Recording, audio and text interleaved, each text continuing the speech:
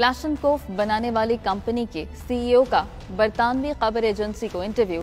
कहा, रूस की असलाह बनाने वाली कंपनी क्लाशनकोव रवां साल रूसी AK-203 राइफल इंडिया में बनाने का मंसूबा बना रही है। मॉस्को से शाहिद घुमन की रिपोर्ट देखिए।